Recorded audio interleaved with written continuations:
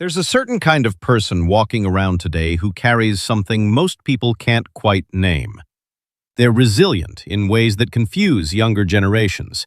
They're independent in ways that sometimes feel lonely. They grew up in a world that no longer exists, and yet something about who they are still reflects that world in the most quietly powerful ways. If you grew up in the 1970s, this video is for you. Most people look at that era and see bell-bottoms and disco and old photographs. But what they miss, what they almost always miss, is what it actually did to the children who lived through it. The psychological imprint it left. The rare and unusual strengths it quietly built inside of you without you ever realizing it. Because here's what I want you to understand before we go any further. The way you see the world, the way you handle pressure, the way you love, the way you endure, it isn't random. It was shaped, carefully, painfully, beautifully shaped by a childhood that most of the modern world can't even imagine. And if you've ever felt like you don't quite fit into the way things are now, if you've ever felt a little out of step, a little too self-reliant, a little too familiar with silence and solitude, what if I told you that isn't a flaw? What if I told you that's actually one of the rarest psychological profiles a person can have? Let's talk about what growing up in the 1970s really did to you. Not the nostalgia version, the deep version, the true version. Number 1. You developed an extraordinarily high tolerance for uncertainty, and that made you mentally unbreakable. The 1970s was not a stable decade. Politically, economically, socially, almost nothing felt certain. Watergate shattered trust in institutions. The oil crisis created real scarcity. Unemployment was high, inflation was suffocating, and the evening news was a steady stream of things adults whispered about while children listened from the hallway. You didn't grow up in a world that promised you everything would be okay. You grew up in a world that quietly taught you it might not be. And children absorb that. They internalize it. They build something around it. Psychology shows that children raised during periods of instability often develop what researchers call a higher frustration tolerance, the psychological ability to sit with discomfort without collapsing under it. They don't need constant reassurance. They don't need the outcome guaranteed before they take the first step. They've already learned, deep in the bones of their childhood, that you move forward even when the ground isn't steady. Think about the adults in your life back then. Many of them didn't talk about feelings. They just kept going. And while that silence sometimes left a wound, it also left something else, a template, a model of endurance you absorbed without even knowing it. Today, when everyone around you seems to crumble under the weight of uncertainty, you feel it differently. You've felt worse. You've sat with harder questions. That quiet steadiness people notice in you, that's not just personality. That's psychological architecture built by a decade that didn't sugarcoat what life actually is. Number 2, you have a deeply developed inner world because you were given the gift of boredom. This one sounds strange at first, but stay with me. Children who grew up in the 1970s were bored, profoundly, magnificently bored. There were 3 television channels. Screens didn't follow you everywhere. When summer came, you were sent outside and told to come back when the streetlights came on. No one curated your entertainment. No one scheduled your stimulation. You were left alone with your own mind for hours, sometimes entire days at a time. And what happens to a child left alone with their own mind? They build one. Research in developmental psychology consistently shows that unstructured time, what we call free play and solitary imagination, is one of the most powerful contributors to deep cognitive development. Children who experience prolonged boredom are forced to generate their own narratives, solve their own problems, create their own emotional frameworks. They develop what psychologists call a rich inner life, a complex, self-sustaining interior world that doesn't depend on external input to function. You probably know exactly what this means. You've always had a place inside yourself you could go, a way of thinking through things quietly, privately, deeply. You've never needed constant noise or constant company to feel okay. In fact, too much noise can feel like an intrusion.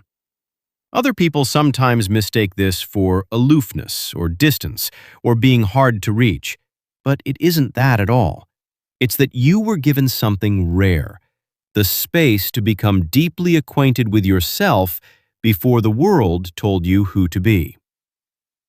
In an age of infinite distraction, that inner world is not just a strength, it is a sanctuary, and most people today will never have one. Number 3, you have a more nuanced, complex relationship with trust, and that actually protects you. Something significant happened to children of the 1970s that rarely gets discussed in terms of its psychological impact. The adults around them were disillusioned. The heroes of previous generations had failed. Leaders had lied. Institutions had cracked. And children, who are far more perceptive than adults ever give them credit for, felt all of it. You grew up watching trust get complicated. You may have watched parents struggle in ways they never explained, but that you always sensed. You learned, perhaps earlier than any child should have to, that the world didn't always tell you the truth, that authority didn't automatically mean integrity, that you had to develop your own judgment because the world's judgment couldn't always be relied upon. Psychology shows that this kind of early exposure to complexity, to the gap between what the world presents and what it actually is, tends to develop a sophisticated form of social intelligence. You became perceptive. You became a reader of rooms, of people, of the unspoken. You learned to trust your gut because your gut had been trained by reality. Now, this may have made you cautious. It may have made intimacy feel risky, or made you slow to let people in. Those are real costs, and they matter. But here's the other side of that coin. You are extraordinarily difficult to manipulate. You see patterns other people miss. You have a finely tuned internal alarm system that has protected you more times than you know. And when you do choose to trust someone, that trust is something genuinely precious, because it was earned in a way most people today don't even know how to ask for. Number 4, you carry a quiet grief for a world that no longer exists, and that grief is a sign of profound emotional depth. This one might be the most tender point in this entire video, so I want you to sit with it carefully. If you grew up in the 1970s, you have lived through more change than almost any generation in human history. The world of your childhood, the sounds, the textures, the rhythms, the way neighborhoods worked, the way families gathered, the way summer felt. Almost none of that physically exists anymore. Not in the same form, not with the same feeling. And there is a particular kind of grief that comes from that. Not a dramatic grief, not a grief you necessarily cry about, but a low, quiet ache that appears sometimes when a certain song comes on, or when you smell something that shouldn't mean anything, but does. Psychologists call this kind of emotional experience solastalgia, a grief tied to the loss of a familiar world, a mourning for a home that no longer exists in its original form. Many people who carry this grief are told to simply move on, to stop living in the past, to embrace the present. And there is wisdom in that, but there is also something important being missed. The capacity to grieve deeply is not a weakness. It is evidence of the capacity to love deeply. You wouldn't mourn a world that meant nothing to you. The fact that you can still feel the loss of something from 50 years ago means you were fully present in it. It means you bonded with life in a way that left a mark. And that depth of feeling, that ability to be genuinely moved by existence, is one of the rarest and most valuable qualities a human being can possess. You feel more than most people admit to feeling. Don't apologize for that. Don't minimize it. That depth is not your burden. It is your gift. Number 5. You have a fundamentally different relationship with self-sufficiency, and it runs all the way down to your core. Children of the 1970s were expected to figure things out. There was no gentle scaffolding of every experience. You were handed a bike and expected to learn how to ride it, probably by falling. You resolved conflicts with other children without a parent mediating every word. You got lost and found your own way home. You were trusted, in ways both wonderful and sometimes neglectful, to handle your own experience. Research on what psychologists call self-efficacy, the belief in your own ability to affect outcomes, shows that it is most powerfully built not through praise, but through real experience of overcoming real difficulty. Not simulated challenges, not carefully managed failure. Actual hard things. Things that hurt. Things that required you to dig. You dug. Repeatedly. Often alone. And every time you came through something, a layer was added to a psychological foundation that now supports everything else in your life. Today, when someone tells you they can't do something, you often feel a quiet confusion, because you've learned through lived experience that people are capable of far more than they believe. You believe in effort in a bone-deep way that isn't arrogance. It's knowledge. Hard-won, scar-tissued knowledge. That self-sufficiency sometimes makes people see you as tough, or closed off, or unwilling to ask for help. And yes, learning to receive care is its own important work. But never underestimate what it means to be someone who can stand alone when standing alone is what the moment requires. That is not something you can teach in a classroom or develop in a comfortable life. It is forged. And you were forged. Number 6. You possess a rare form of gratitude. Not the performative kind, but the kind that comes from knowing what it means to go without. Not every child of the 1970s grew up poor, but almost all of them grew up with less. Less entertainment, less convenience, less access, less choice. And there was something about that limitation that quietly built something extraordinary. Psychology shows that gratitude, genuine, felt gratitude, not the gratitude you perform on social media, is most deeply rooted in contrast, in the experience of scarcity followed by abundance.